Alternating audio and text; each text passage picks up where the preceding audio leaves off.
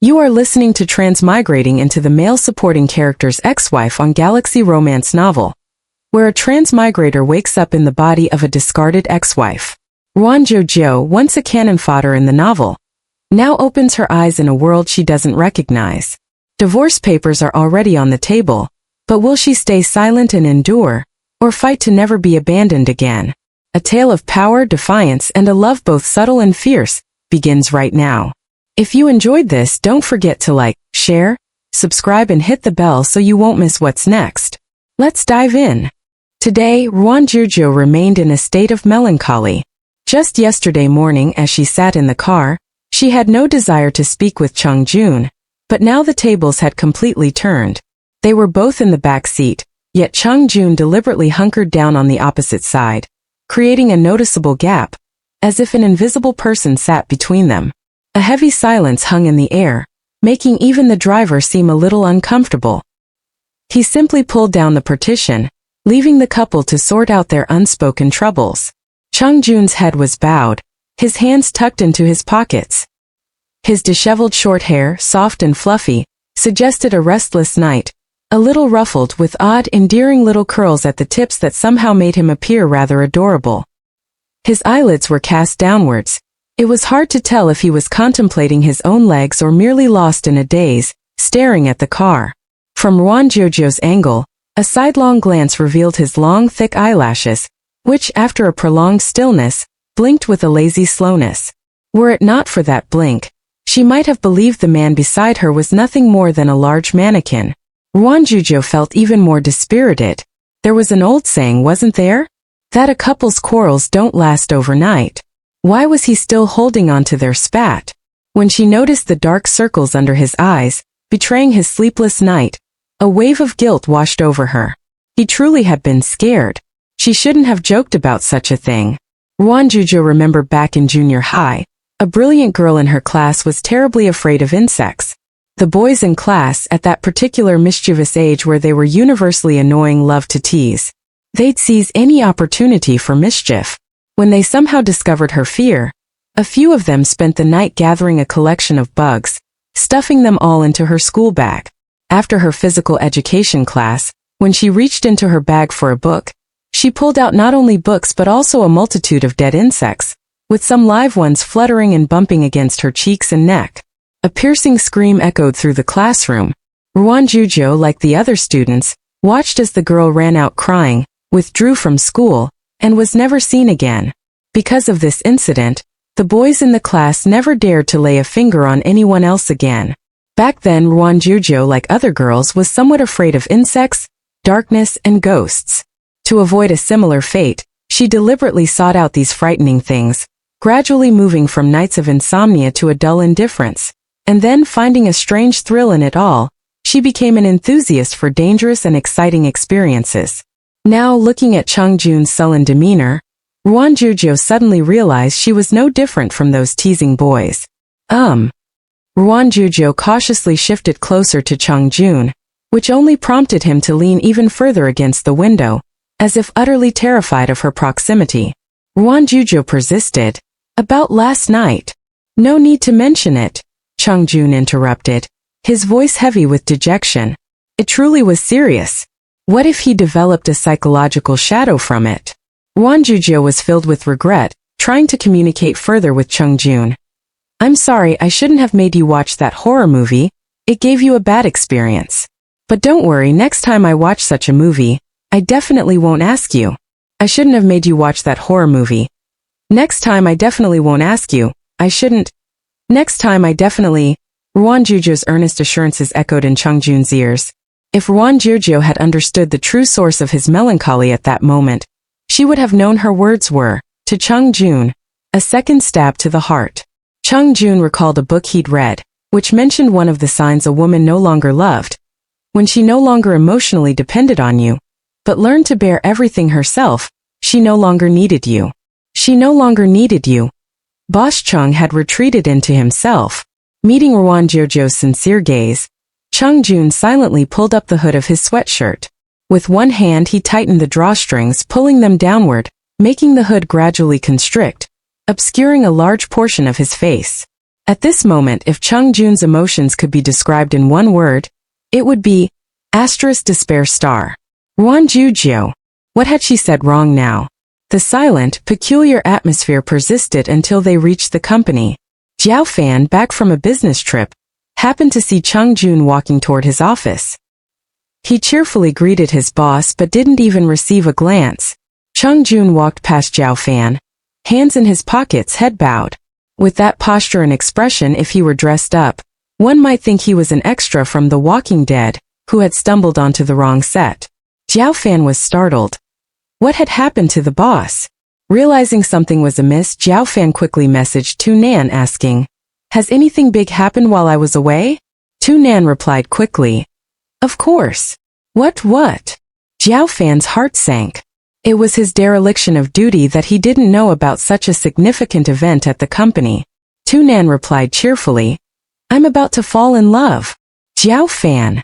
Tu Nan, why aren't you saying anything? Jiao Fan. Be a person. Tu Nan, inexplicably rebuffed, felt wronged. He sat in his office pondering for a long time and suddenly understood. Jiao Fan was still single, experiencing unrequited love, and returning only to encounter a display of affection. It was normal for him to be angry. With that thought, Tu Nan no longer felt so aggrieved. Just then, a soft knock came from the door, and the secretary entered. She was dressed much as usual, but with Tu Nan's discerning eye, he easily noticed that the little secretary had applied lipstick and eye makeup. She really was interested in him. She was even using makeup to attract his attention. Excellent. Tu Nan was about to compliment her when he heard the secretary say coldly, "Boss, I'm not working overtime tonight. I'm taking leave." Leave? Where are you going? Tu Nan was momentarily stunned. A blind date. His smile instantly froze. What? Tu Nan and Jiao Fan, as if by unspoken agreement, arrived at Chung Jun's office. Under the guise of discussing work, one tried to figure out what had happened to the boss, while the other attempted to vent his own grievances. Tu Nan, I think I'm about to be heartbroken again. Jiao Fan, didn't you just say you were about to fall in love? Tu Nan sighed. She said I'm childish and boring. She actually called you childish. Chung Jun, who had been completely out of the loop, suddenly looked up. Hearing their conversation, it felt as if hundreds of arrows had simultaneously pierced his heart. Now he was truly depressed. Everyone had their own worries, and Ruan Jiu Jiu sat in her office, somewhat distracted. She drew draft after draft, each one stranger than the last, until finally, without realizing it, a sketch appeared on her computer screen. It was Chung Jun, huddled in a corner, with a dark cloud above his head and a face etched with unhappiness. Ruan Jiu Jiu was even more conflicted. She had never been in a relationship, so how was she supposed to coax Chung Jun? In the true sense, she didn't know Chung Jun inside and out. Therefore, at this critical moment, she couldn't understand why he was angry. The only solution she could think of was to try to appease him with food. She had slept too late last night and hadn't prepared lunch this morning, so she would have to go to the cafeteria. Usually, Chung Jun ate at the small, private kitchen in the cafeteria. He disliked crowded places and disliked being stared at, even though he appeared nonchalant on the surface. Ruan Jiu Jiu checked the time repeatedly, time dragging on endlessly. Finally, under her watchful eye, it was almost lunchtime. Ruan Jiu Jiu hesitated, then messaged Chung Jun. Ruan Jiu Jiu, are you eating at the cafeteria? Let's go together. Several minutes passed, and for the first time, Chung Jun didn't reply. This made Ruan Jiu Jiu even more uneasy. Could their marital bond be broken by a Thai movie? That was too ridiculous. Ruan Jiu Jiu resolutely stood up, grabbed her phone and went to find Chung Jun. On her way, she bumped into Jiao Fan, whom she hadn't seen in a while, and greeted him warmly. Jiao Fan first chuckled and called her sister-in-law, then he nervously leaned in and whispered, "Sister-in-law, what's going on with you and the boss? Did you two have a fight?" "Not exactly a fight, it's just, I might have made him angry." "What's wrong? What has he been doing all morning?" Ruan Jiu Jiu knew Jiao Fan must have witnessed something to ask such a question. Jiao Fan lowered his voice. "The boss hasn't said a word all morning, completely ignoring everyone. He's just sitting by the floor-to-ceiling window, not moving at all, like a waiting for husband rock." I've never seen the boss so dejected. Ruan Jiu Jiu. It's over, it's over.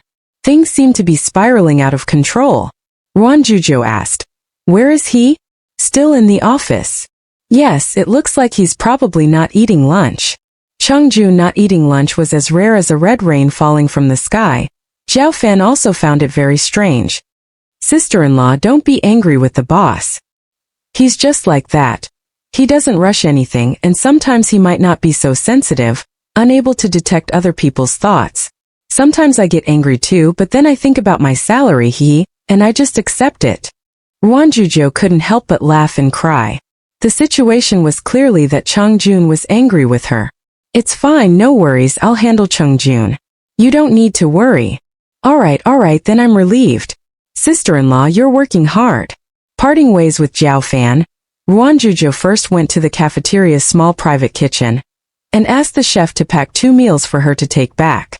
The food was still warm, and Ruan Jiu Jiu's stomach rumbled, reminding her that it was time to eat. Ruan Jiu Jiu rubbed her stomach and walked quickly to Chungjun's office door. She knocked softly but heard no sound from Chungjun. Ruan Jiu Jiu pushed open the door. The spacious office held only Chungjun, sitting in his chair. He stared blankly at the computer on his desk, as if Xianglin's wife had possessed him, utterly motionless. Ruan Jiu Jiu wanted to laugh, but the scene was so desolate that she couldn't. Ruan Jiu Jiu placed the food on Chungjun's desk and said, It's time to eat. You'll starve if you don't eat now. Chungjun remained immersed in his cloudy haze, unable to extricate himself, utterly dejected. Ruan Jiu Jiu couldn't bear to watch any longer and called out to Chungjun. Wake up, wake up. If you still feel bad, why don't you take the day off work, alright? At Ruan Jiu Jiu's coaxing, Chungjun finally lifted his head and slowly looked at her. The two faced each other. Chungjun, still sounding dejected, asked, Is this a breakup meal? Ruan Jiu Jiu. What a bizarre train of thought. Ruan Jiu Jiu was somewhat bewildered by Chungjun's remark. She had initially thought he was scared, which was why he had been ignoring her. But now it seemed that wasn't the case. Ruan Jiu Jiu found it a little funny. Why would we break up? Chungjun. The word childish still echoed in his mind, but Boss Chung simply couldn't bring himself to say it. Ruan Jiu Jiu stood before him, her smile radiant, without a hint of unhappiness or impatience. Are you feeling unwell? Don't overthink things. If there's something wrong, let's talk it through clearly. Chungjun suddenly asked, Do you dislike me? Ruan Jiu Jiu was a little bewildered by the question. Why would I dislike you? Good. Not disliking him was essentially tantamount to liking him. Chungjun silently gazed at Ruan Jiu Jiu. As Ruan Jiu Jiu stood utterly perplexed, he rose and walked towards her. Ruan Jiu Jiu. What was he going to do? Chungjun suddenly extended his arms towards Ruan Jiu Jiu, still exuding a melancholic aura. He said in a muffled voice, Hug me. At that moment Ruan Jiu Jiu was struck by a strange current, her heart uncontrollably softening, overflowing with maternal affection. Chungjun maintained his open-armed posture, waiting for her gentle solace, his expression impossibly docile, carrying a hint of pitifulness amidst his gloom. Ruan Jiu Jiu let out a little laugh, her eyes curving into crescents. Her demeanor suddenly softened by half amused, half helpless. She opened her arms and hugged Chungjun back. Her soft body pressed against his, her slender arms wrapped around his back, patting him soothingly. Chungjun held her waist, his grip tightening, his face buried in her shoulder. His nostrils filled with Ruan Jiu Jiu's pleasant scent. Ruan Jiu Jiu felt boneless, soft all over, and incredibly comfortable to hold. Chungjun suddenly understood why some people were so fond of body pillows. Ruan Jiu Jiu was almost squeezed breathless. Her chest was pressed against Chungjun's, the space so constricted she could barely breathe. Ruan Jiu Jiu had to remind him. Okay, let go, I can't breathe. Chungjun protested with silence. In the end, Ruan Jiu Jiu was thoroughly hugged. If Old Meng hadn't messaged her asking where she was, Ruan Jiu Jiu probably would have been hugged by Chungjun until the end of time. The warmth of an embrace was different from a kiss. When they hugged, it was as if they were revealing themselves completely to each other, expressing all their tenderness and myriad emotions. This defenseless candidness was captivating. Ruan Jiu Jiu not only didn't dislike Chung Jun like this, on the contrary, she very much liked it. The food's getting cold, hurry and eat. Returning to his seat, all traces of Chung Jun's gloom vanished. He opened his lunchbox and took a bite. Ruan Jiu Jiu remembered he didn't dislike this spicy diced chicken, so she had the driver pack a generous portion.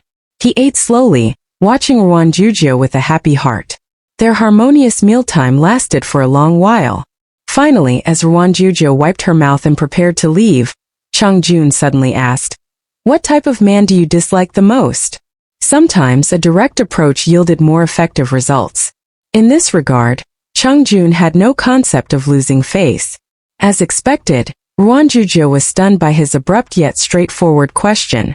She was initially taken aback, unsure why Chung Jun would ask such a question. After careful thought, Ruan Jiu Jiu said, "Male chauvinist, selfish, narrow-minded, lustful, greedy for money, boastful, overly ambitious. Probably those." Chung Jun silently eliminated them in his mind, realizing none of them described him. It was like playing a game and activating a maxed-out dodge skill, completely evading all attacks, which made one feel exceptionally good. "Oh, right." And Ruan Jiu Jiu's gaze was profound and meaningful as she looked at him. "Jerkmen, Chung Jun?" Ruan Jiu Jiu. "I'm going back to work. You keep up the good work too." Chung Jun had spent a long time online figuring out what jerkman meant. He breathed a sigh of relief. Fortunately, he wasn't one. Jiao Fan was about to get busy with work when Tu Nan, who had seemingly materialized from nowhere, grabbed him tightly. Tu Nan had a frantic look on his face and whispered, "Do you know what I saw?" "Jiao Fan, aren't you talking nonsense? I don't have heavenly eyes." "Hey!" Tu Nan hadn't quite recovered, gesticulating wildly with exaggerated expressions to convey how utterly shocked he had been in that moment. The boss actually opened his arms just like this and waited for sister-in-law to hug him? The man who had sat on a pedestal in his mind for years had, at that moment, fallen from the clouds. Chung Jun was no longer the man who was so powerful as to have no weaknesses, who was in fact colder than anyone else. He actually initiated asking for a hug. Tunin found it hard to describe how he felt witnessing that scene. It was like a lion one usually revered, and one day, to one's astonishment, discovering that the lion had turned into a dog, and a dog that could be easily trampled upon. If he hadn't happened to pass by and seen the boss and boss's wife through the glass, he probably would have still thought of Chung Jun as a cold, cool guy. Jiao Fan's feelings were equally complex. They called Fu Ziqing and embellished the story for him. If they weren't afraid of the boss kicking them out of the group again, they would have really teased him. Tu Nan's strange expression remained unconstrained even in front of Chung Jun, like someone who had caught the class's star student by the ear. His face full of things he wanted to say but held back. He kept circling around, annoying Chung Jun greatly. Chung Jun, who was buried in his work, suddenly said without lifting his head, his tone mild, "You're working overtime tonight." Tu Nan. "Why? A sudden misfortune?" Chung Jun's face only conveyed a few large characters. "Does overtime need a reason?" "Oh." Tu Nan returned to his office with a mournful face. The little secretary hadn't left yet and was organizing documents. A flash of inspiration hit him. Imitating the boss, he opened his arms to the secretary and said shamelessly, "Hug me." The secretary looked at Tu Nan with a blank expression, as if staring at a dead man. After a long silence, she finally couldn't help but blurt out a curse. "Has your brain been licked by a donkey?" On her way home from work, Ruan Jiu Jiu bumped into Guyu, whom she hadn't seen in a long time. Ever since the incident with Su Being, they had not crossed paths face to face. Su Being was now in prison, living behind bars, and Ruan Jiu Jiu only hoped she would come to her senses and stop trying to scheme. She wondered if Guyu had visited Su Being.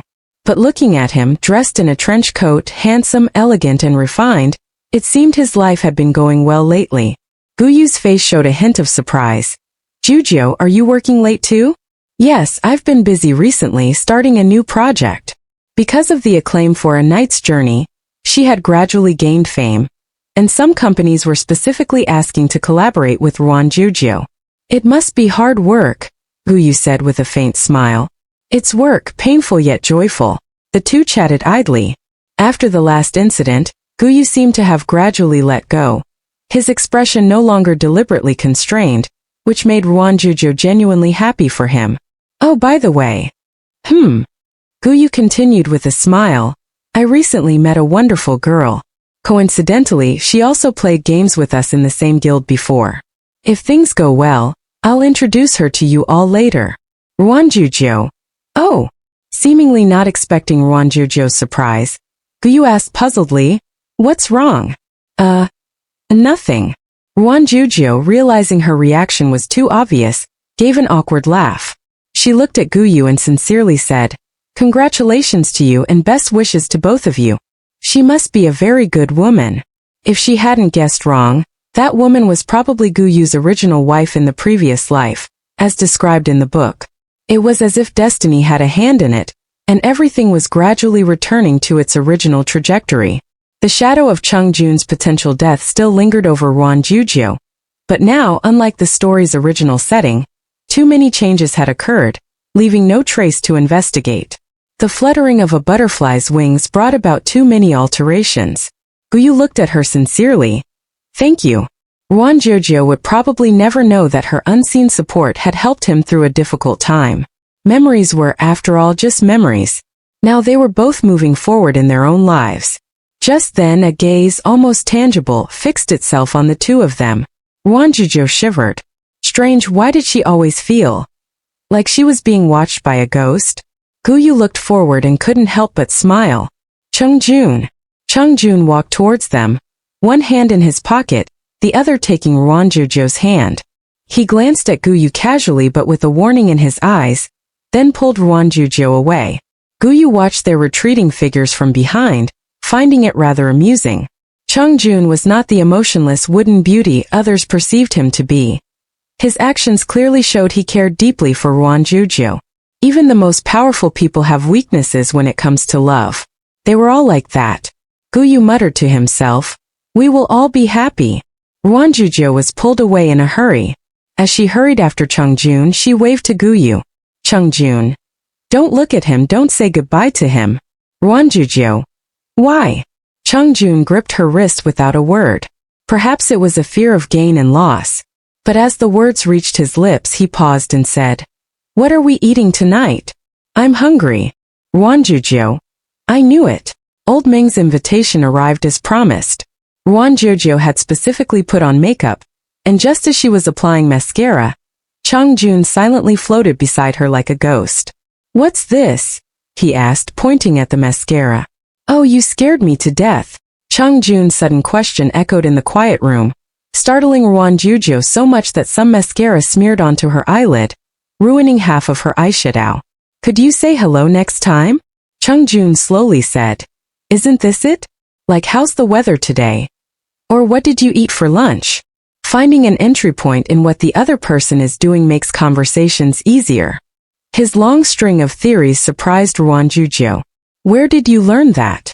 Chung Jun was actually starting to pay attention to conversation techniques. How remarkable. Ruan Jiu Jiu's question made Chung Jun's gaze drift for a moment. An online advertisement. Oh. If Ruan Jiu Jiu knew he had read through all the books on relationships, she probably burst out laughing on the spot. It should be emphasized here that Boss Chung, adhering to strict principles, referenced multiple sources, mainly based on Douban ratings, and finally compiled a book list. The ultimate secret book list. Only he was qualified to know its specific contents. Ruan Jiu Jiu meticulously wiped away the smudged mascara with a cotton swab before continuing. You eat by yourself tonight, I have to go out. Where are you going? Old Meng said he's taking me to a small gathering to meet some Shenbei, seniors/veterans, in the field. It's a great opportunity for me. I'll probably be back late, so you just figure it out. Chung Jun was silent for a long time, then hummed an acknowledgement and silently walked out of Ruan Jiu Jiu's bedroom. Ruan Jiu Jiu. For some reason, she couldn't help but imagine Chung Jun with snowflakes on his head, singing Little Cabbage, with a desolate expression. Ruan Jiu Jiu quickly shook her head, dispelling the bizarre image. She slung her small bag over her shoulder, the ends of her shoulder-length hair casually curled. As she pushed her hair back, she saw Chung Jun sitting on the sofa. Remember to eat, don't eat junk food. Jun's gaze followed her. Ruan Jiu Jiu stood at the door, changed her shoes and looked up. Jun slowly walked over, one hand in his pocket. Ruan Jiu Jiu waved to him. Well, I'm off then. Come back early. Jun stood alone at the doorway, as if Ruan Jiu Jiu had abandoned him. Ruan Jiu Jiu felt a pang of pity from his gaze and was considering whether to comfort him, when Jun slowly said, The fried chicken place downstairs doesn't deliver at night, and I don't want to go down. Bring me some when you come back. Ruan Jiu Jiu. Jun. Sweet and spicy sauce and mayonnaise. Oh, and add a portion of fries and a bottle of cola. Ruan Jiu Jiu. Jun. I'm done. You can go now. Ruan Jiu Jiu.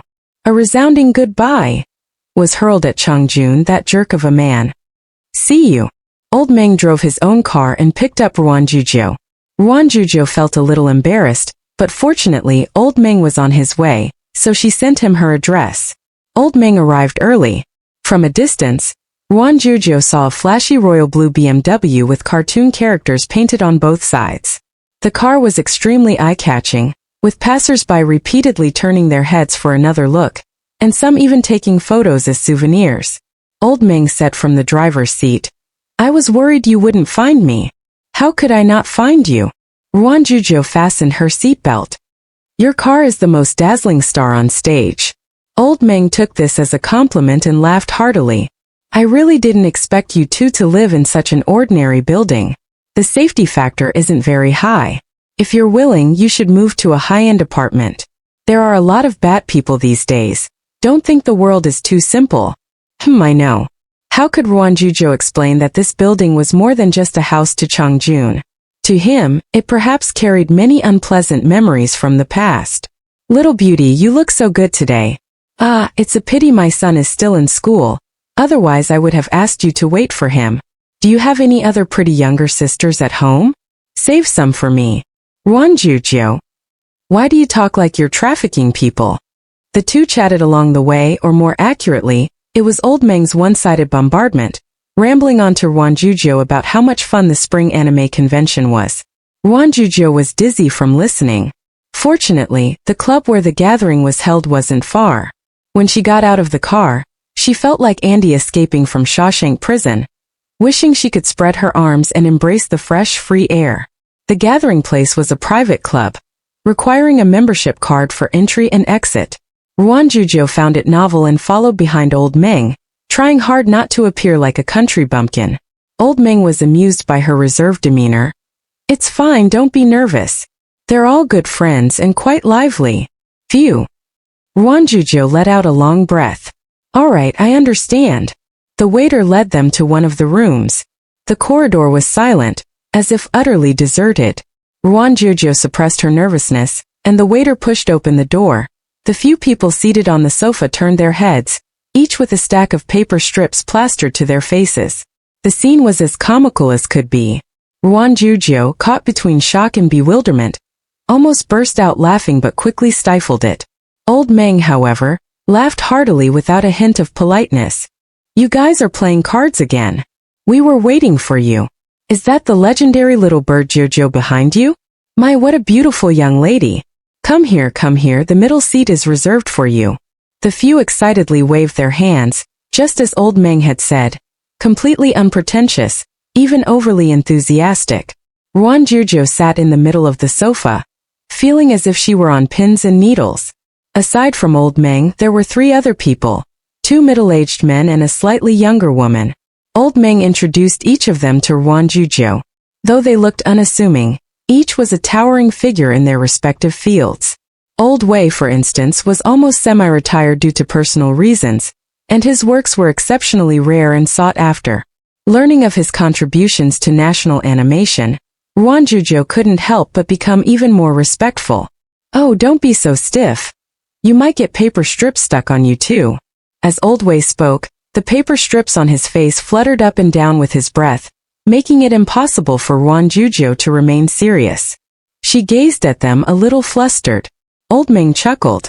I told you, a bunch of old kids. His words were met with unanimous disdain from the three. Pa, you're the old one. I'm forever 18. Exactly. Amidst their occasional banter and teasing, Ruan Jiu Jiu gradually relaxed. They were brimming with curiosity about her, asking many questions, such as where she graduated and who her mentor was. Ruan Jiu Jiu couldn't answer, vaguely claiming to be self-taught. Your work has spirit, young lady. You have a great future ahead of you. You don't necessarily have to work in gaming. Then what should I do? Ruan Jiu Jiu was momentarily stunned. Old Meng changed the subject, saying, "This old rascal is bad, always advising people to change careers. Don't listen to him. Let's not talk about work today." Old Wei wasn't offended. He raised his teacup and said, "Then I'll drink a toast as a self-punishment. Jiu Jiu, don't be angry." "Of course I won't be angry," Ruan Jiu Jiu said with a smile. After 3 rounds of tea, the fruit plate was nearly empty. Their jaws ached from chewing dried fruits and snacks, and they had drunk plenty of tea. This gathering was vastly different from what Ruan Jiu Jiu had envisioned. She had expected a severe trial and had mentally prepared herself for anything, but now she just wanted to use the restroom from all the tea. They truly didn't discuss work, and listening to them talk about ordinary daily trivialities was surprisingly engaging. As they chatted, the conversation eventually turned back to Ruan Jiu Jiu. Sister Su asked with a warm smile, "You and your significant other have a good relationship, don't you? Youth is wonderful." "Indeed. When are you planning to have a child? But playing around for a few more years isn't bad either. Or are you dinks?" Ruan Jiu Jiu felt a bit awkward being asked. Having a child? That was still a distant dream. This interruption suddenly brought a sense of crisis to Ruan Jiu Jiu, who had felt safe for so long. Thinking about it carefully, although Cheng Jun was a bit of a scoundrel, he was still a normal man. He couldn't reproduce asexually. So Cheng Jun also had desires. Desire. Perhaps it was because Cheng Jun always seemed so gentle in front of Ruan Jiu Jiu. Unlike those domineering CEOs who would forcefully kiss and throw people onto beds, that she felt no reservations when facing him. Jun. He was a mature man too. Suddenly enveloped by a sense of crisis, Ruan Jiu Jiu froze. Until the party ended, until Old Meng dropped her off downstairs, until Ruan Jiu Jiu bought fried chicken and entered her home, she remained immersed in a strange self-contradiction. Was it so difficult to admit that Cheng Jun was also a normal man? Perhaps. Ruan Jiu Jiu imagined them having a child, Cheng Jun taking the child to eat instant noodles, or secretly pulling out a bag of snacks late at night from some hidden spot, and a sudden urge to hit someone would surge through her. Cheng Jun pushed open the door and saw Ruan Jiu Jiu inexplicably glaring at him, thrusting the fried chicken into his arms. "Eat your fried chicken." Cheng Jun. ? How could he know that Ruan Jiu Jiu had envisioned his future as a father, constantly playing tricks on their child, which ignited an inexplicable anger within her? Cheng Jun opened the bag, peered inside, and then slowly asked, turning his head away, "Where's the soda?" "Ah, I forgot." Ruan Jiu Jiu sat in the bedroom, removing her makeup. "Check the fridge. There might be soda in there. Don't drink too much, though." Cheng Jun, complying, went to the kitchen and opened the refrigerator door. Inside were a row of Yakult, a few cartons of milk, and several bottles of beer. He suddenly recalled that the last time they ordered takeout, the store had sent the wrong drinks, delivering several cans of beer instead of bottled Sprite. The beer had been left in the fridge ever since, all alone. There was no soda left. Cheng Jun searched several times, confirming he only had 2 choices. Either alcohol or Yakult. Or he could just not drink anything. Cheng Jun, holding the bag of fried chicken, thought for a moment and took out 2 cans of beer. He rarely drank but had a good tolerance and had never been drunk. Drinking 1 or 2 cans like a fruit beer was no problem. After applying various creams to her face for a long time, Ruan Jiu Jiu walked out of the room. Cheng Jun was sitting on the living room sofa, eating fried chicken. Why are you drinking beer? No soda in the fridge." "Oh. Do you want some?" Ruan Jiu Jiu shook her head. "No, I'm full." She sat next to Cheng Jun, playing on her phone with her legs crossed. As Cheng Jun drank the cold beer, his Adam's apple bobbed up and down, and Ruan Jiu Jiu's peripheral vision involuntarily followed. She could already imagine the delightful sensation of the cold liquid rolling down his esophagus. To be precise, Ruan Jiu Jiu was a little tempted. She glanced at Cheng Jun several times, and he successfully caught her gaze. Are you hungry? No. Ruan Jiu Jiu sat up straight and leaned closer to him. Is the beer good? Jun could still recall her drunken antics. You can't drink. I'll just have a few sips. Don't worry, I absolutely won't cause trouble, and I'll go to bed right after. At this moment, Ruan Jiu Jiu, craving a drink, had forgotten her earlier contemplation about whether Jun was like other men. She didn't have to work the next day, and drinking beer would certainly lead to a slightly swollen face in the morning, but she had already decided to stay home all day tomorrow, so the swelling wouldn't be an issue. Ruan Jiu Jiu was clearly tempted. I'll just have one sip. Jun again recalled her drunken state.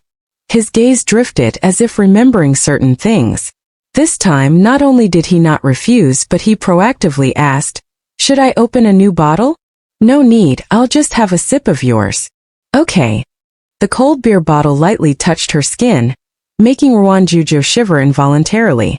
She tilted her head back and took a big gulp, feeling incredibly refreshed. She couldn't resist taking 2 more sips before handing it back to Jun finished.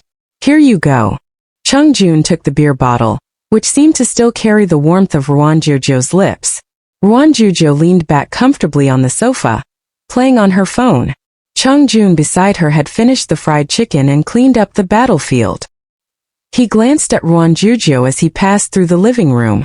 Ruan Jiu Jiu looked calm and composed, showing no signs of being drunk. Boss Chung didn't know what he was disappointed about.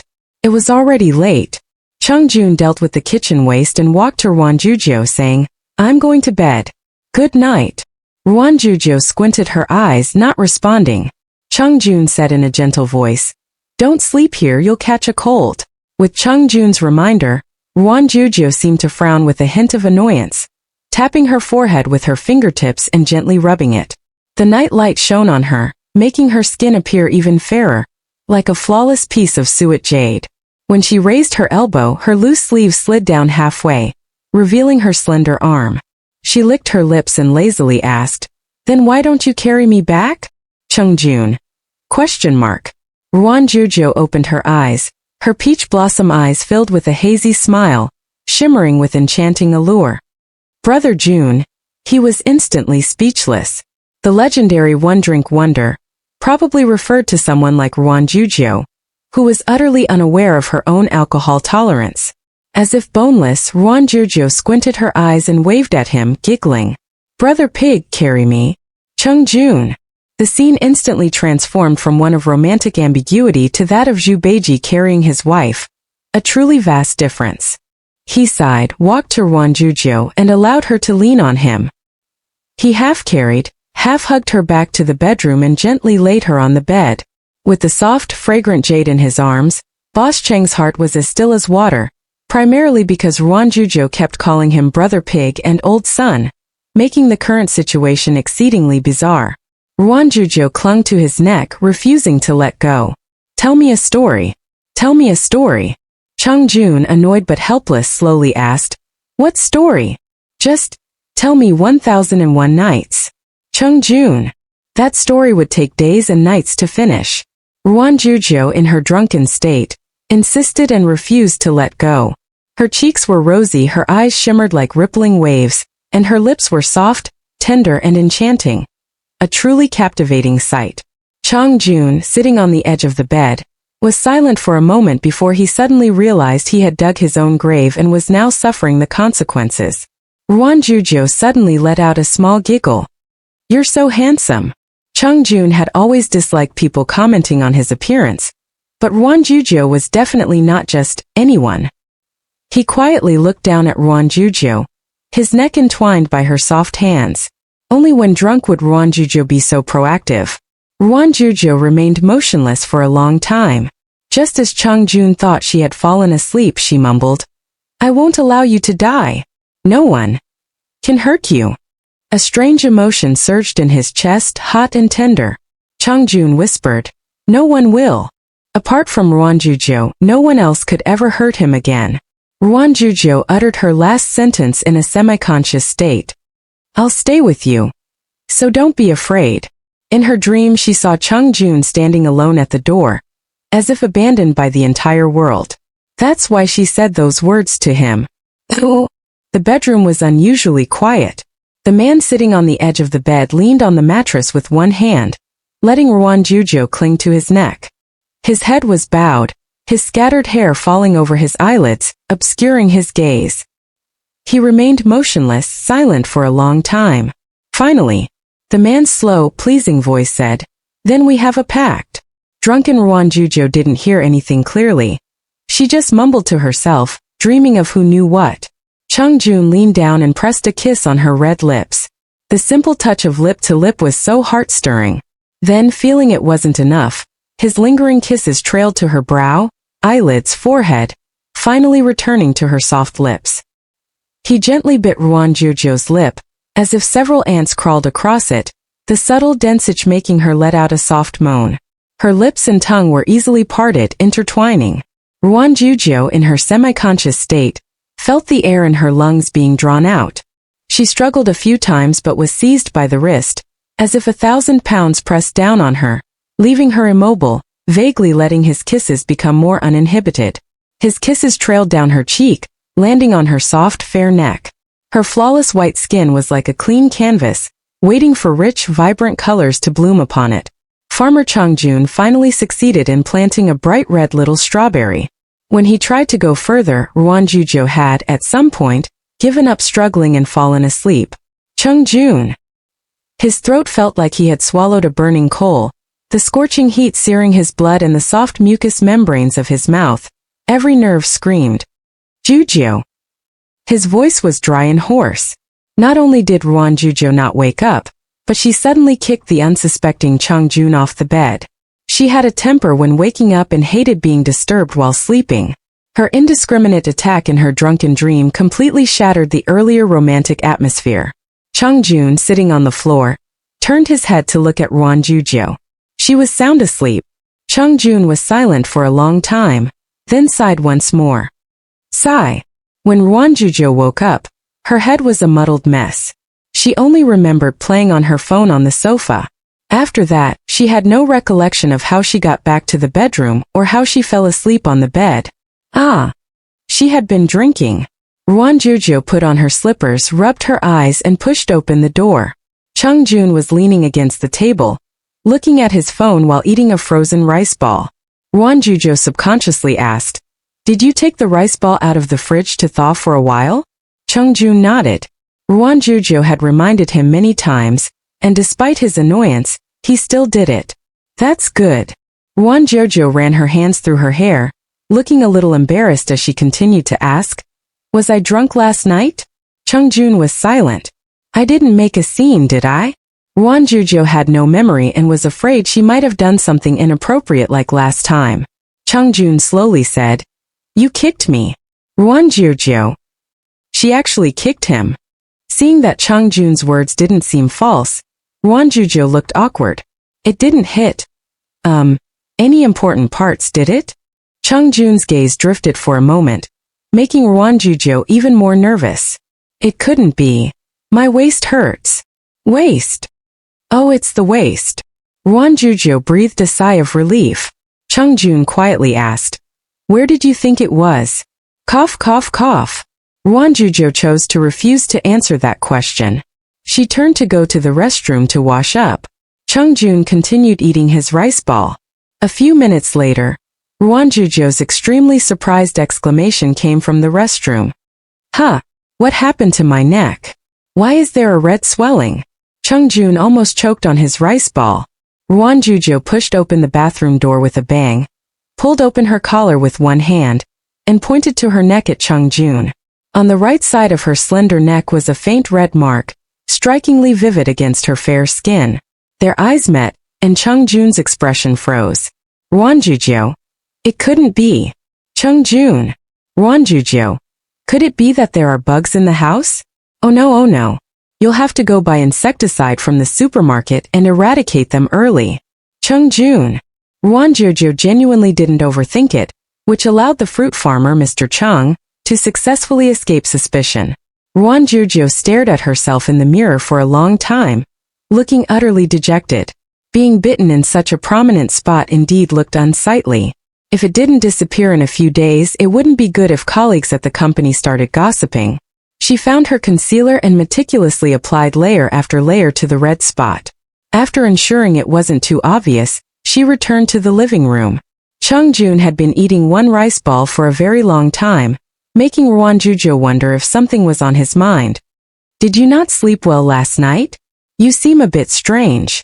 Chungjun looked at her, his mind recalling Ruan Jiu Jiu's tender and endearing appearance from last night.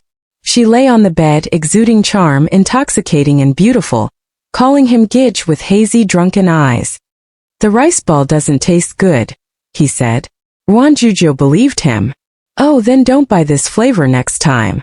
Chungjun bought insecticide, and under Ruan Jiu Jiu's direction, thoroughly fumigated every room. To Ruan Jiu Jiu's disappointment, days passed and let alone bugs, not even a single leg was seen. Perhaps the insecticide wasn't potent enough, or perhaps the bugs had foreseen the impending danger and moved out early. It was a relief, though, that Ruan Jiu Jiu hadn't been bitten by bugs since that day. After a spring rain, cherry blossoms and apricot blossoms unfurled delicate buds and branches in a nearby park. The grass was lush and beautiful, and fallen petals drifted everywhere, attracting people to go out for walks and enjoyment. Taking advantage of the fact that not too many people had trampled the flowers, Ruan Jiu Jiu found some free time and pulled Chungjun along to admire the blossoms. Of course, admiring flowers called for a beautiful dress. Ruan Jiu Jiu wore a long green dress that made her look vibrant and charming. She was overjoyed along the way, planning to take some beautiful photos. Of course, it would be even better if Chungjun could be relied upon. Ruan Jiu Jiu kept reminding Chungjun along the way, "You listen to me later. I'll tell you how to take the pictures." Chungjun: "Okay. If you take ugly pictures of me, I'll hold a grudge," Ruan Jiu Jiu warned. Chungjun: "Okay. Are you that confident?" Chungjun's calm agreement still didn't earn Ruan Jiu Jiu's trust. She was already prepared for the possibility of being annoyed by photos taken with a straight man's aesthetic. There weren't many people at this time, but the couple's appearance still made them the center of attention. Fortunately, Ruan Jiu Jiu had foresight. Both wore sunglasses covering half their faces. Their posture didn't look like they were here to admire flowers but rather to walk a runway. So they became even more conspicuous. Ruan Jiu Jiu pulled Chungjun towards a secluded thicket of trees. Looking up, they could see the blooming flowers, delicate and vibrant, imbued with the beauty of spring. Ruan Jiu Jiu took a deep breath, her mood joyful. "This is wonderful. It's been so long since I've walked like this." Chungjun suddenly looked at her. Ruan Jiu Jiu asked, "Huh? Why are you looking at me?" Then she realized that, in such moments, the male lead usually says the female lead is more beautiful than the flowers. Perhaps Chungjun was formulating his words. She had specifically done a beautiful makeup look for today, hoping to take some lovely photos. Although Chungjun could be a bit blunt, it didn't mean he lacked aesthetic appreciation. Chungjun slowly said, "You have something on your face." At this moment, Ruan Jiu Jiu felt quite awkward. "Where? Help me wipe it off. Is my eye makeup smudged?" Chungjun reached out and wiped her left cheek near the corner of her eye, meticulously cleaning off the supposed speck of dirt. Ruan Jiu Jiu realized something was amiss and quickly took out her phone, opening the front camera. Chungjun emphasized that he had wiped it very clean, leaving no trace. Ruan Jiu Jiu glared at him. "Why did you wipe off the beauty mark I drew?" She had painstakingly found the perfect spot for it, all for the photo effect. Chungjun only began preparing to take pictures for Ruan Jiu Jiu after receiving a thump.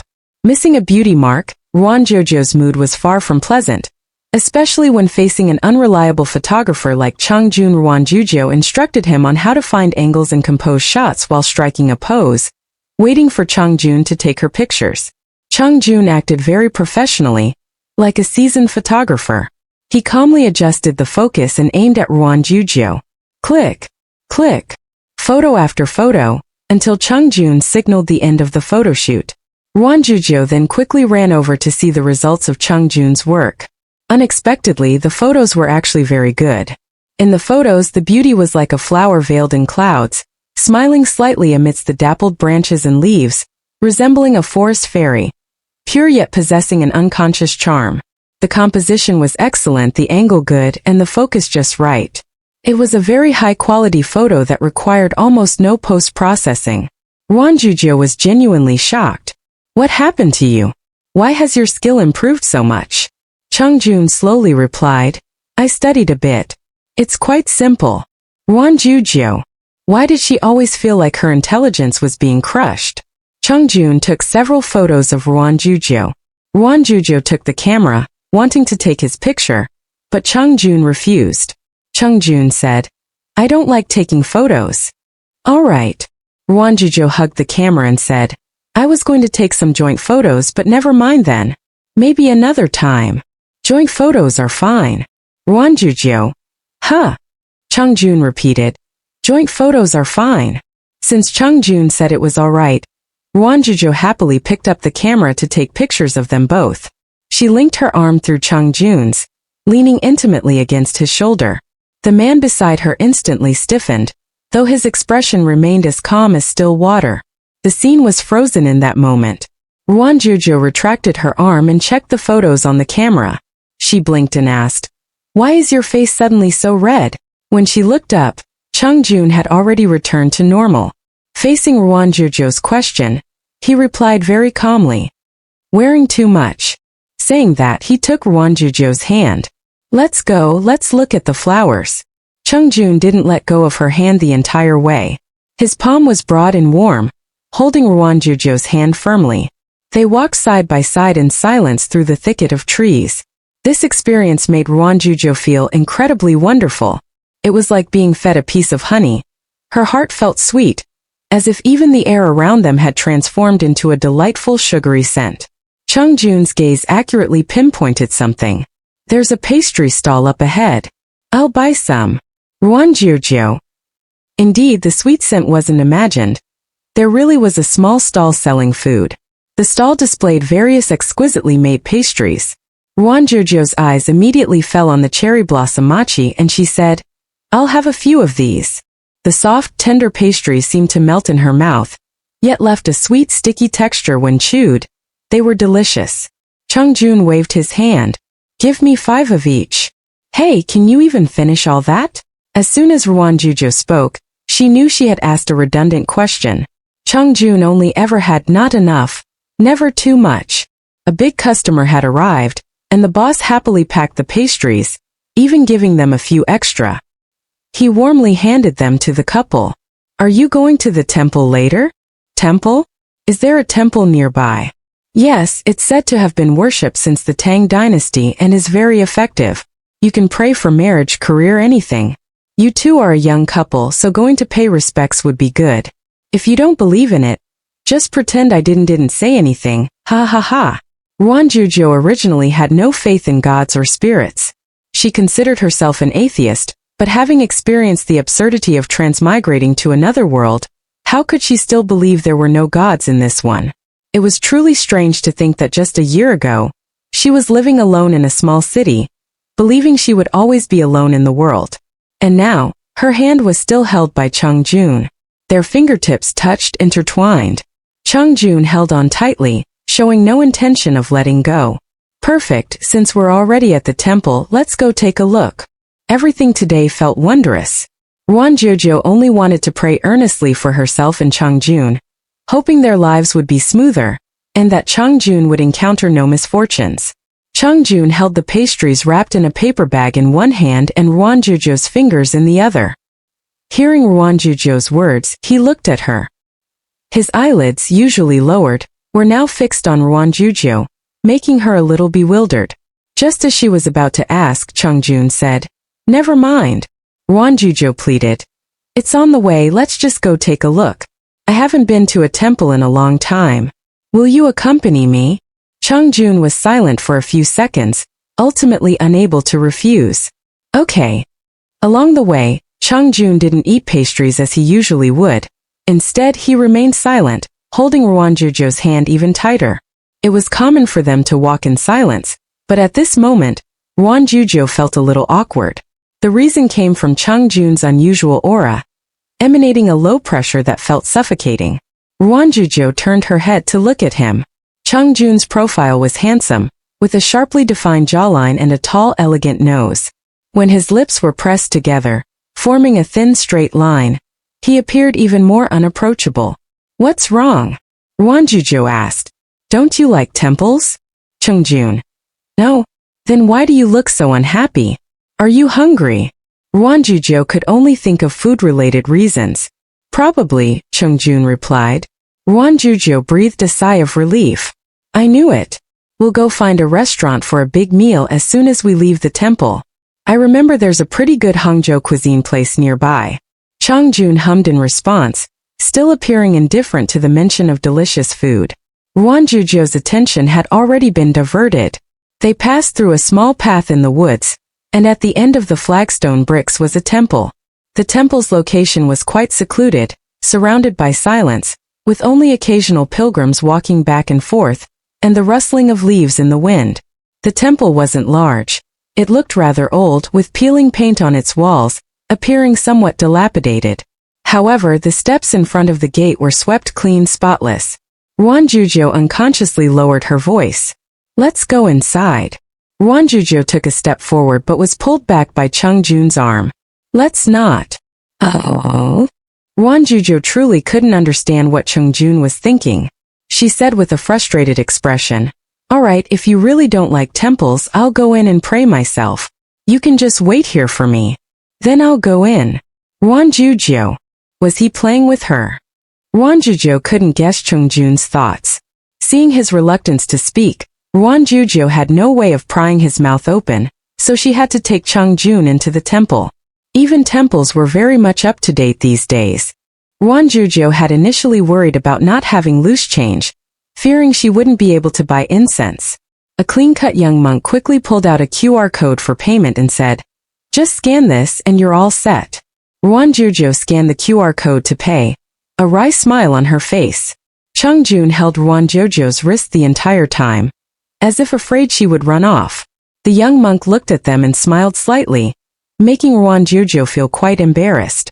"Let go of my hand. How can we go in like this?" Chungjun hesitated for a moment, then released her hand, but as they crossed the threshold, he grabbed Ruan Jiu Jiu's sleeve. Ruan Jiu Jiu looked at him quizzically. Chungjun's face was expressionless, and his tone was his usual gentle one. "It's nothing." He looked nothing like someone who was fine. It wasn't convenient to talk at this moment, so Ruan Jiu Jiu had to suppress her confusion. She reverently placed the incense offerings before the altar, a devotion she hadn't felt so intensely in all her years. Ruan Jiu Jiu pressed her palms together, closed her eyes and mumbled prayers. She expected Chungjun to pray alongside her, but instead he was staring at her, his nerves taut, almost pressing against her. Ruan Jiu Jiu admitted she was greedy, for she had made many wishes. She wished for Chungjun's safety and well-being, for Tu Nan and his brothers to find love and blissful marriages soon, for Old Meng to live a long life, for Gu Yu and his past life wife to find perfect happiness. She made countless wishes, forgetting only herself. When Ruan Jiu Jiu slowly opened her eyes, they met a pair of dark, intense eyes, Chungjun's. Startled, she exclaimed, "Why are you so close to me?" "I have a question." "Go on," Chungjun asked. "Can we eat the offerings?" Ruan Jiu Jiu. "Of course not." She quickly dragged Chungjun out of the temple. They walked briskly, one after the other, their sudden departure drawing the attention of the few other visitors. Ruan Jiu Jiu hurriedly told Chungjun to put on his sunglasses. It was better to be cautious when out and about. "You still haven't told me why you were acting so strangely just now," Ruan Jiu Jiu said, a bewildered expression on her face. "What exactly were you thinking?" Before Chungjun could respond, an elderly figure slowly approached them. He appeared to be nearing 80, with an air of ethereal wisdom. The old man smiled as he looked at them both. "Young lady, would you like your fortune told today? I find you rather interesting." Ruan Jiu Jiu waved him off. No fortune-telling, no fortune-telling. If her fate could truly be divined, this fortune-teller would have likely fled in terror long ago. "Young lady, a dark cloud subtly hovers over your brow.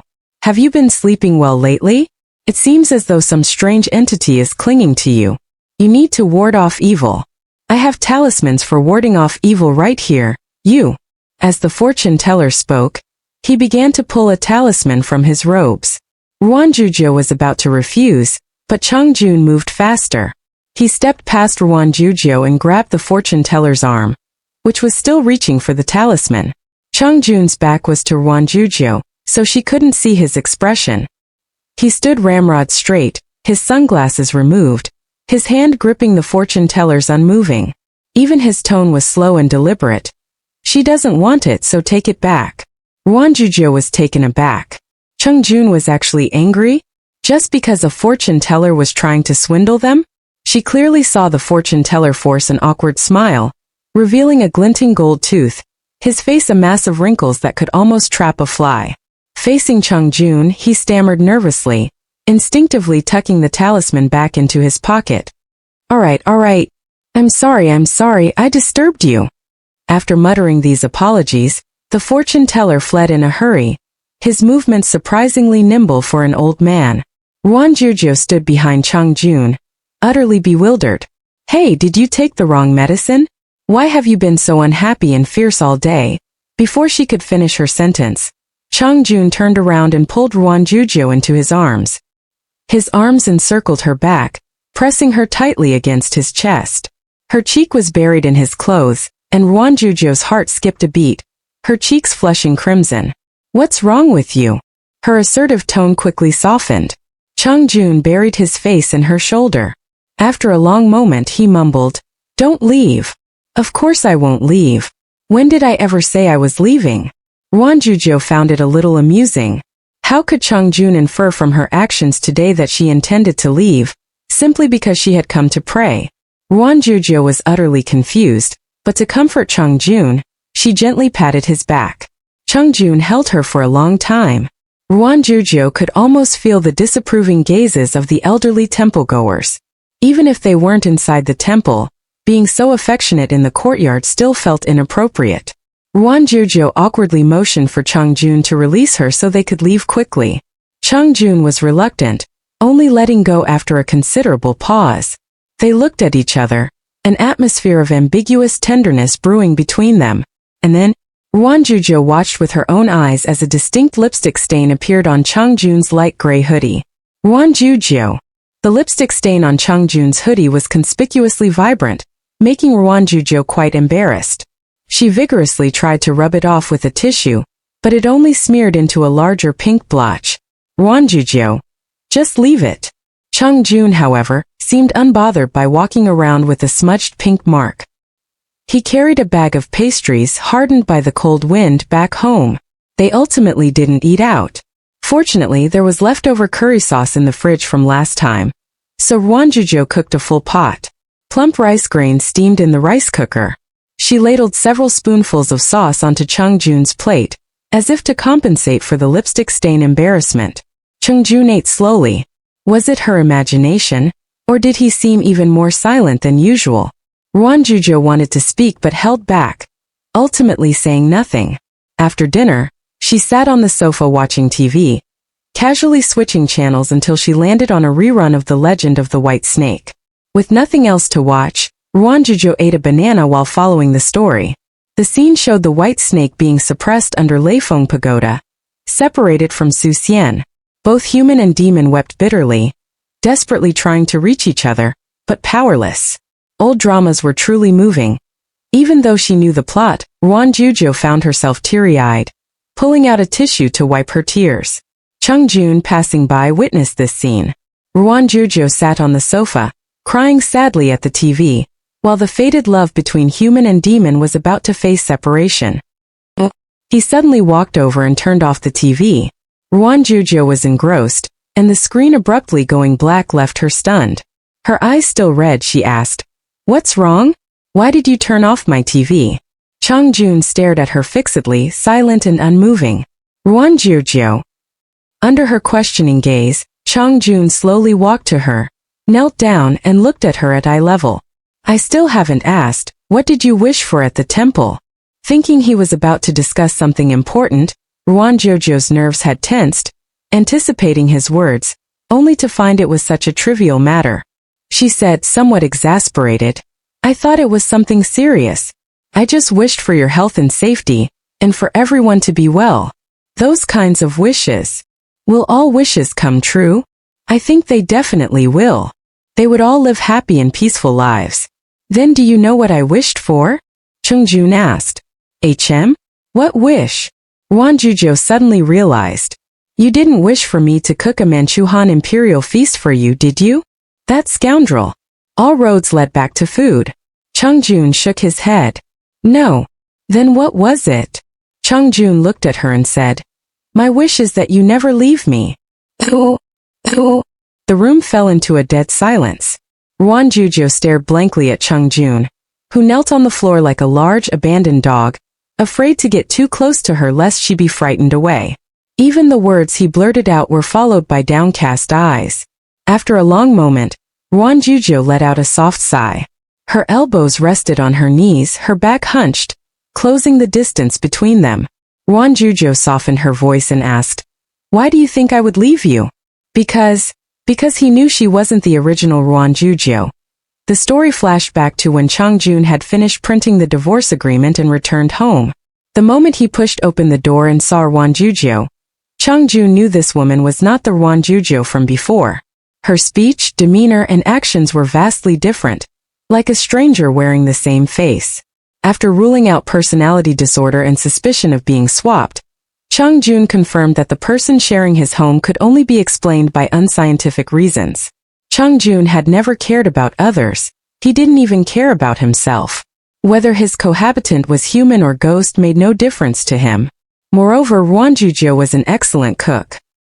He had never shown any indication to Ruan Jiu Jiu of the difference in her before and after. In the past, he was too lazy to bother, but later, he absolutely couldn't show any abnormality, for fear that Ruan Jiu Jiu would realize he had discovered she wasn't his original wife. In legends, the snail maiden vanished without a trace once discovered, leaving only a snail that would forever replenish rice. The crane repaid kindness, then once discovered, left behind a garment and flew away. He had no clue about Ruan Jiu Jiu's origin.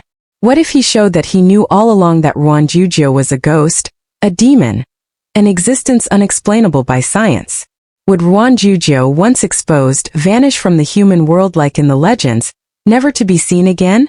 Perhaps Ruan Jiu Jiu wouldn't leave, but he couldn't bear the outcome of the other possibility. From before entering the temple, he feared Ruan Jiu Jiu might suddenly disappear, and then the fortune teller spoke of expelling evil spirits. Ruan Jiu Jiu didn't take it seriously, but Chungjun truly became angry. If not for these mysterious and unknown fears, he wanted to continue pretending not to know. Because I always make you angry. He swallowed the words that were about to escape. For a moment, Ruan Jiu Jiu almost thought Chungjun was about to utter something world-shattering. Her taut nerves relaxed by half, and she let out a sigh. You do know you always make me angry. But it's okay, I'm used to it. Occasionally, she even found Chungjun's roguishness strangely endearing. Ruan Jiu Jiu thought she must be crazy. Ruan Jiu Jiu was always soft-hearted, unable to stand Chungjun's pitiful, dejected look. Her heart softened by half. She smiled gently and stroked Chungjun's hair, as if coaxing him, saying, I won't leave. Chungjun.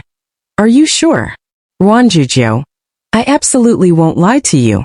This little interlude ended with Ruan Jiu Jiu's assurance. Ever since she told Chungjun they should give it a try, she had gradually stopped thinking about leaving him. It was strange, but in just over half a year, she had integrated into life in this world and formed intimate relationships. So much had happened this year. Even Ruan Jiu Jiu couldn't guarantee how the future would unfold. The next day, Chungjun returned to normal when he went to work. As slow as ever, as oblivious as ever, making Ruan Jiu Jiu want to hit him. Don't steal my mushrooms. You have a huge portion of your own. Chungjun unapologetically said, Yours taste better. Ruan Jiu Jiu. They were all cooked in the same pot. How could they be treated differently? Ruan Jiu Jiu strongly suspected Chungjun was just looking for an excuse to eat more. Her suspicions were confirmed when, while Ruan Jiu Jiu wasn't paying attention, Chungjun picked up her chicken chop. Ruan Jiu Jiu. That's my chicken chop. Put it down. Chungjun. Just one bite. Ruan Jiu Jiu hesitated. Okay, but take a small. What are you doing? Under her wide-eyed gaze, Chungjun opened his mouth and in one bite, stuffed the entire large chicken chop in, leaving not a crumb. Ruan Jiu Jiu furiously pressed his face. Spit it out. Chang Jun's cheeks puffed out as he chewed, refusing to budge no matter how angry Ruan Jiu Jiu got, and stubbornly swallowed it whole. Ooh. Ruan Jiu Jiu slumped back in her chair, deflated. She was so foolish, truly. She knew Chang Jun could eat a lot, but she never imagined one bite meant that big of a bite.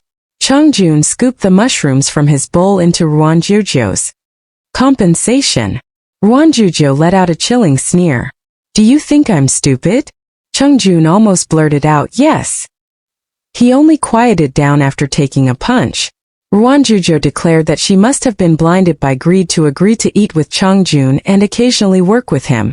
After lunch, she was still fuming about half her meal being eaten.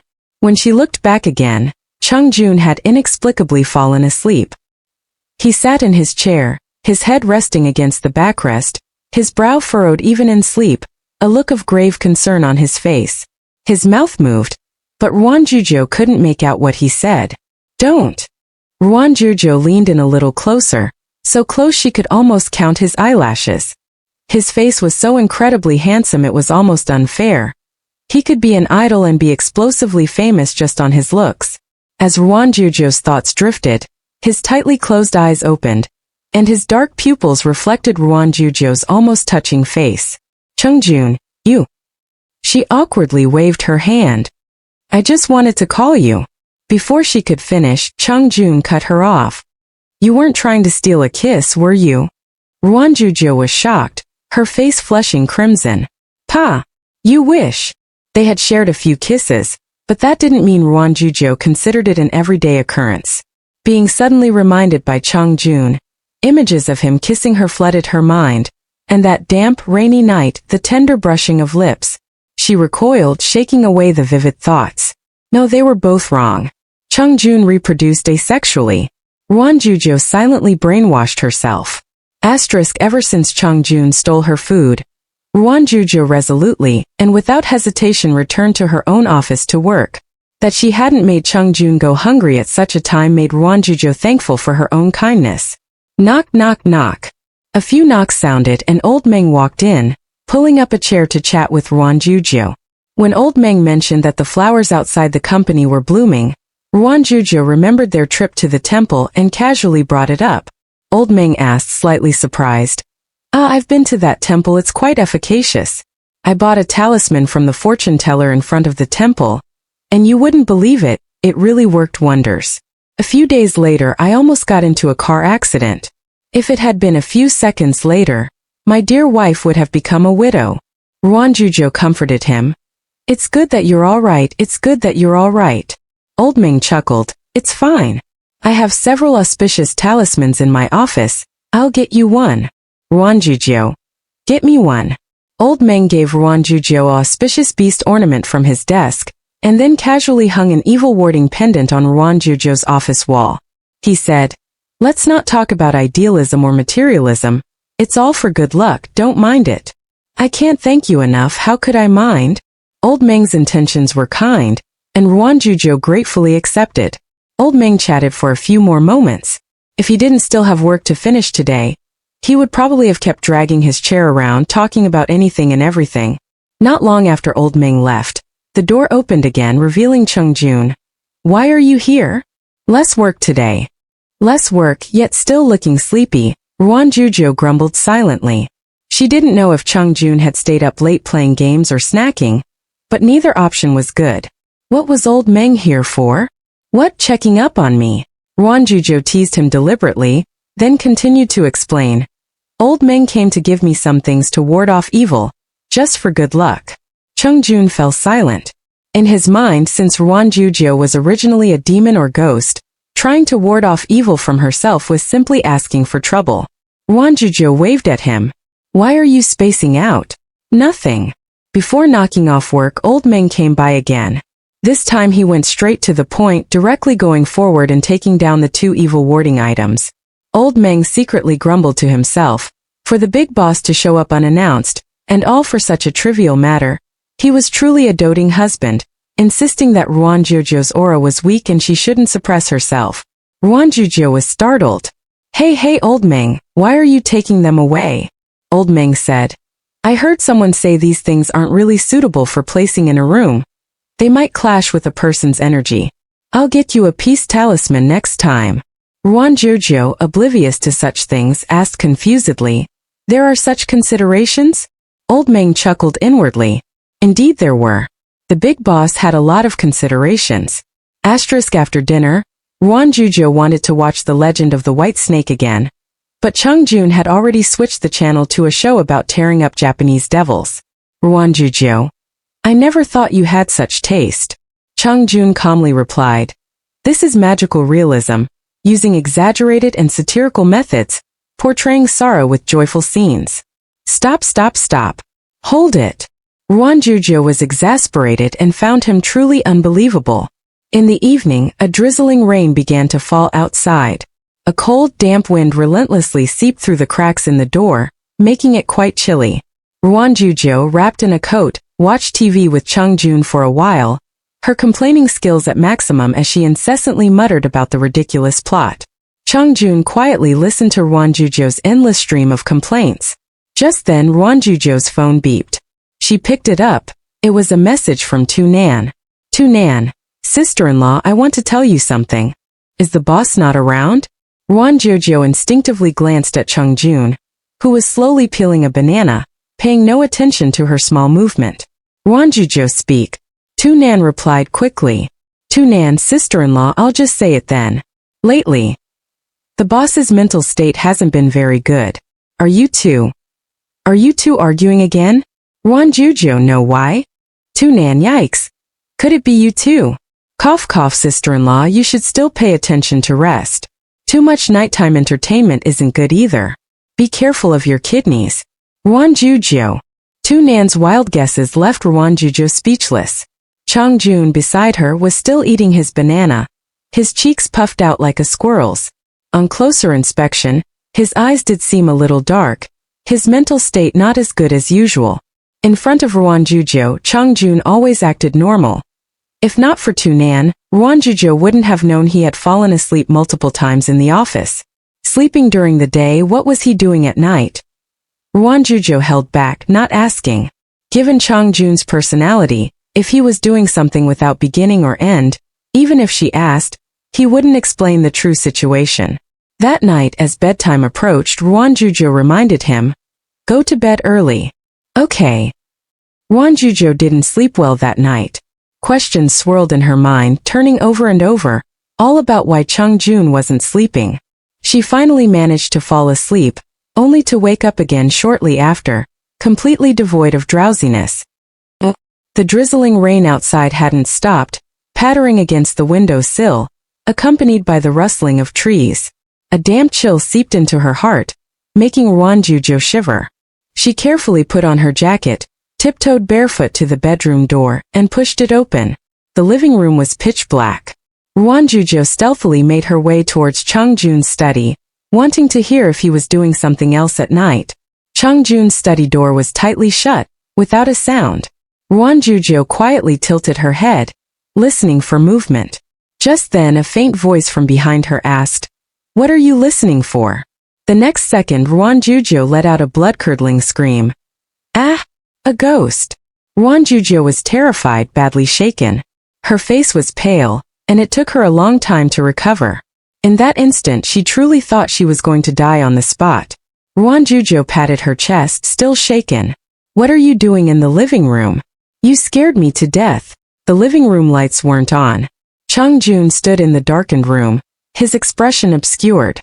Only his calm voice could be heard asking, What are you doing? Why are you listening to me? Ruan Jiu Jiu said awkwardly, I saw that your mental state hasn't been very good during the day lately, so I wanted to see what you were doing at night. You haven't stayed up all night, have you? More than just one night without sleep. After the temple incident, he hadn't slept well for several nights. The feeling of being constantly worried and afraid of loss was simply the worst experience. Chung Jun calmly lied. I was just sitting on the sofa, helping my digestion. Ruan Jiu Jiu. Could he not come up with a more convincing lie? Digesting in the middle of the night, only Chung Jun could think of that. Ruan Jiu Jiu asked, You weren't secretly eating snacks again, were you? I'm telling you, what if I'm not here to supervise you? You'll eventually kill yourself. Perhaps Chung Jun really did kill himself in his past life. The words, "what if I'm not here," sharply pierced Chung Jun's heart. Just as Ruan Jiu Jiu was about to tell him to go back to sleep, the room was suddenly illuminated for a few seconds. A loud rumble echoed from outside, as if a bolt of lightning had struck overhead, scaring Ruan Jiu Jiu directly into Chung Jun's arms.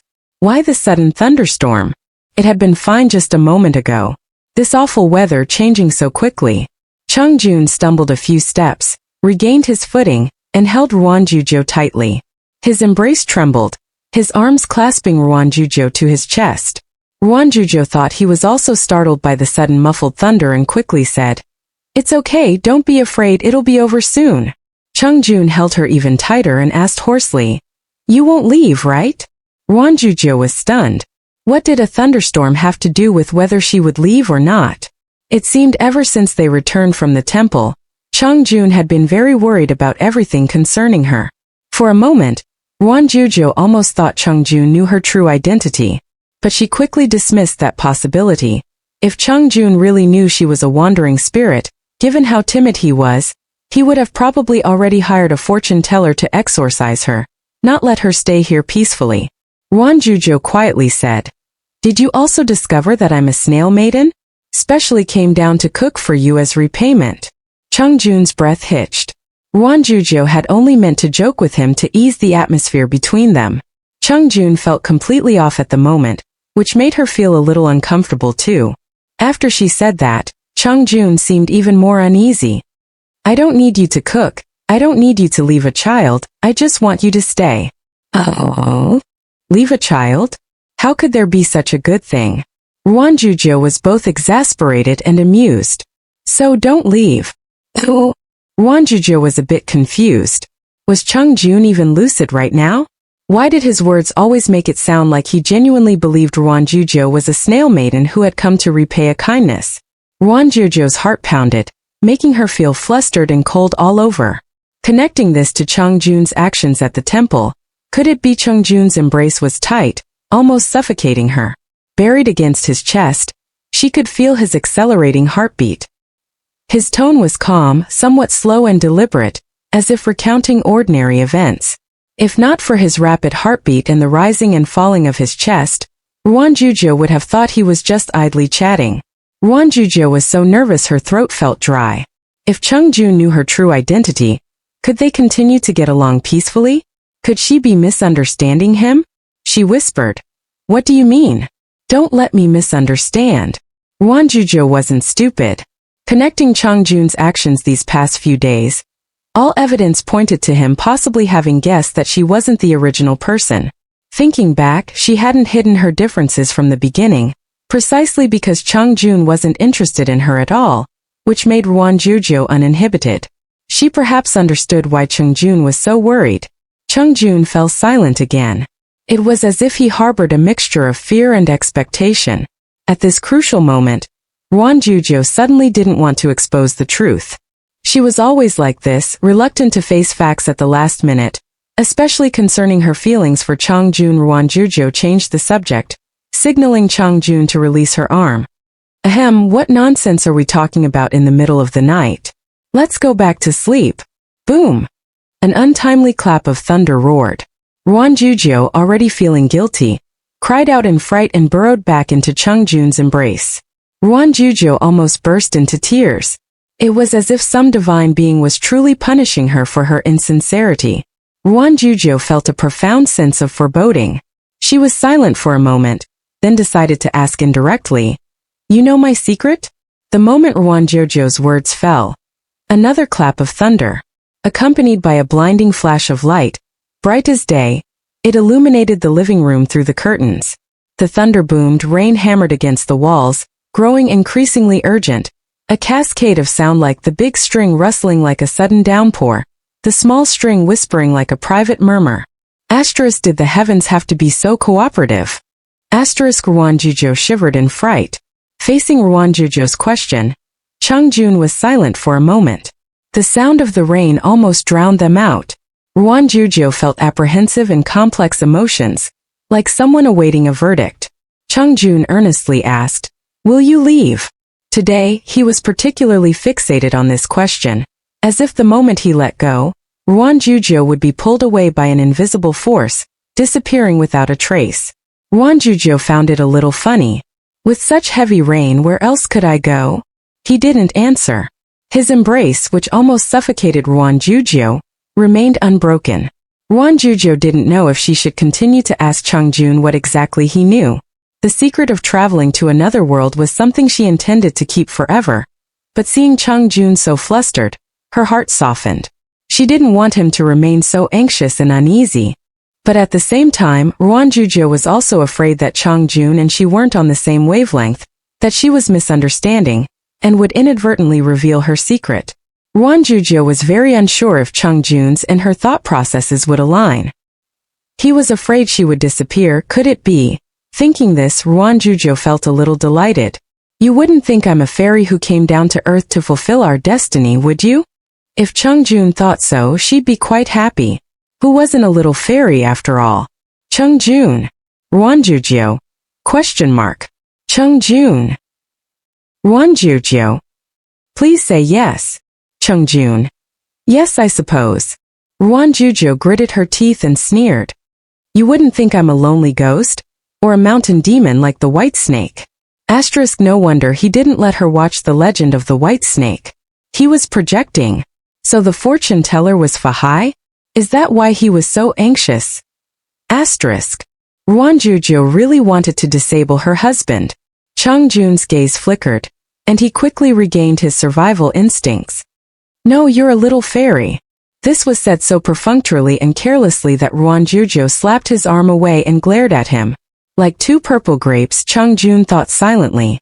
Ruan Jiu Jiu had long forgotten why she initially wanted to hide her identity. At this moment, she was determined to stick to her identity as a little fairy.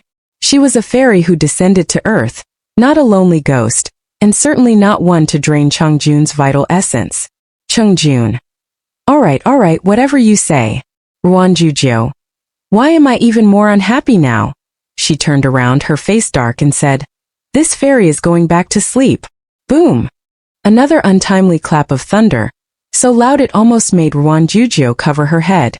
Usually she was never afraid of thunder, but today's rumbling was too frightening, as if some supernatural entity was truly watching her every move. Ruan Jiu Jiu's face was pale, and she scurried back into Chungjun's embrace. Am I really going to be struck by lightning today? Even the heavens seemed to be telling her that it would be against all reason not to hold Chungjun. In the dark night, Chungjun lowered his head and held her close. When Ruan Jiu Jiu hugged him, it was like a long-dormant machine being charged and brought to life. That feeling of completeness was something she had never experienced before. Chungjun's low, comforting voice sounded from above her head. "Don't be afraid, I'm here." Ruan Jiu Jiu was strangely soothed. In the increasingly urgent rainy night, the two embraced, and Ruan Jiu Jiu felt a long-lost sense of security.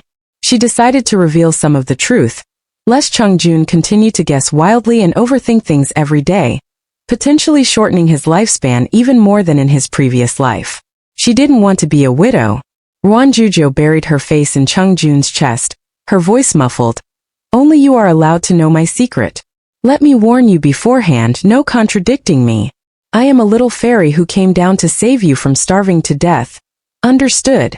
In short, you just need to understand that I won't leave. Stop worrying." Chungjun was silent for a moment. Then his voice, slow but clear, spoke. "You don't need to descend for me. I will hold you up." Ruan Jiu Jiu was startled at first. It felt as if 10,000 fireworks exploded in her heart, leaving her dizzy, flushed, and bubbling with sweetness.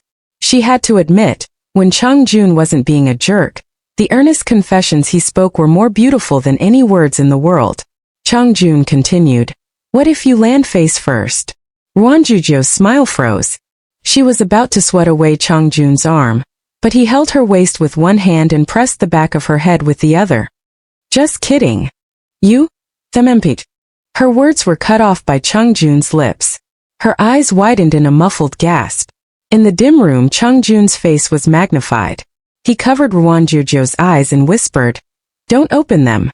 Ruan Jiu Jiu's cheeks were flushed, her delicate earlobes bright red. An intoxicating peach color bloomed on her skin, shrouded by the hazy dawn light, shielding her shyness.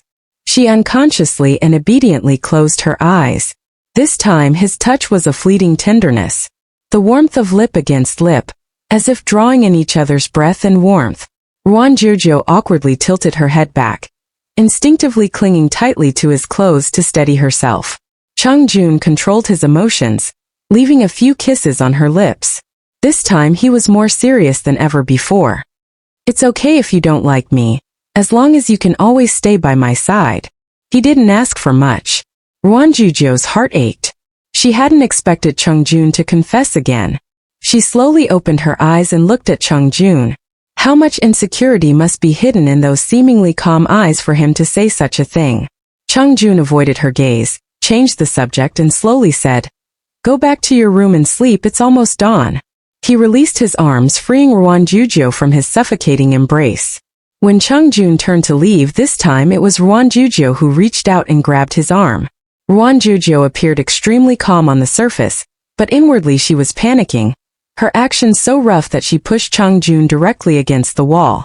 Chung Jun blinked a few times, a little bewildered. Ruan Jiu Jiu cleared her throat. She knew he hated emotional displays, that scoundrel. She forced a stern expression, one hand pressed against Chung Jun's chest, looking as impassive as if leading a meeting with a subordinate. If not for her shorter stature, which required her to crane her neck, her imposing presence might have been even stronger.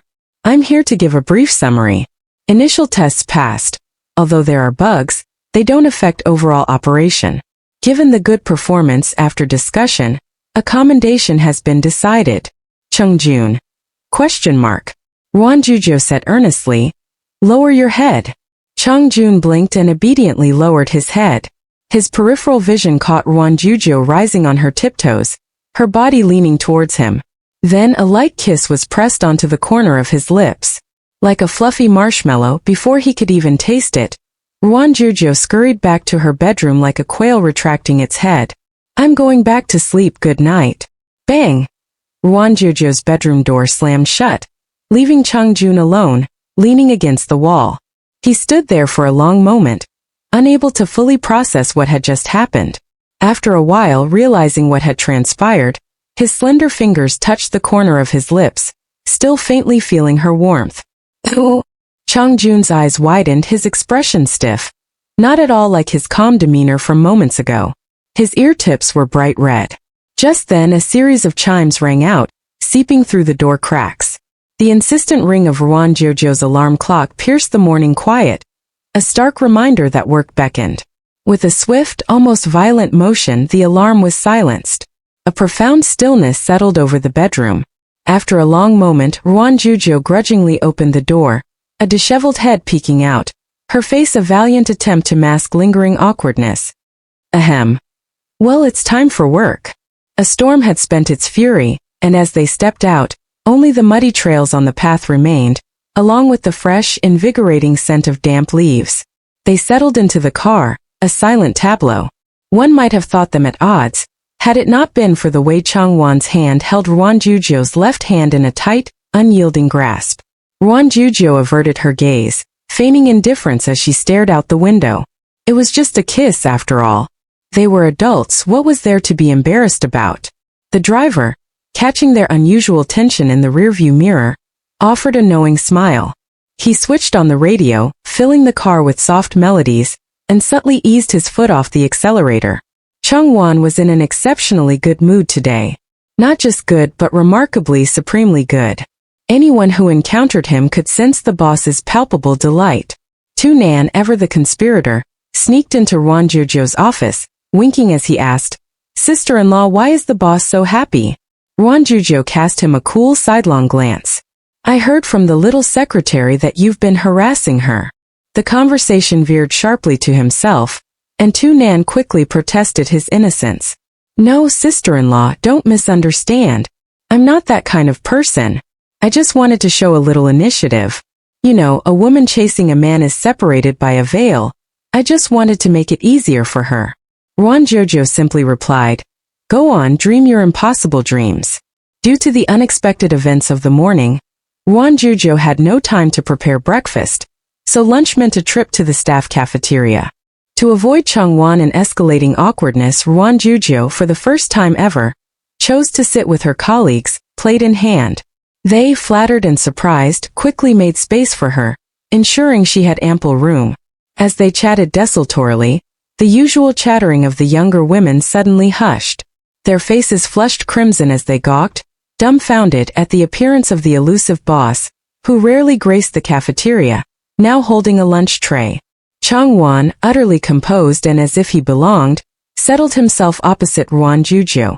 Under the watchful eyes of everyone, he slowly, deliberately asked, "Are you eating so little? Is it because you were too restless last night to sleep well, leaving you with no appetite?" Gasp at Changwan's words. A wave of misunderstanding swept through the cafeteria. Ruan Jiu Jiu's face instantly burned crimson. She shot daggers at Changwan, silently imploring him to hold his tongue. He, however, merely placed a bowl of white fungus and goji berry soup in front of her. "For your health." Ruan Jiu Jiu was speechless, feeling as though she might just bang her head against the nearest wall from sheer embarrassment. The surrounding colleagues, having overheard their exchange, sported a kaleidoscope of expressions. Constrained by the presence of the boss and his wife, they could only silently suppress their internal exclamations of "Holy moly!" They truly were an ethereal couple. Not only were they beautiful, but their affection for each other was so evident. Within a mere few hours, all sorts of rumors were swirling through the company, spreading like wildfire. The orchestrator of all this, Changwan, sat alone in his office fast asleep. Before him lay several books, each marked with annotations, some even containing notes. Titles like The Complete Guide to Love Talk, How to Quickly and Effectively Pursue the Opposite Sex, and The 100 Kinds of Men Women Hate Most were clearly visible. The story has begun. Stay tuned to see how Ruan Jiu Jiu takes control of her fate. If you enjoyed this preview, don't forget to like, share, subscribe and turn on notifications. You won't want to miss what's next.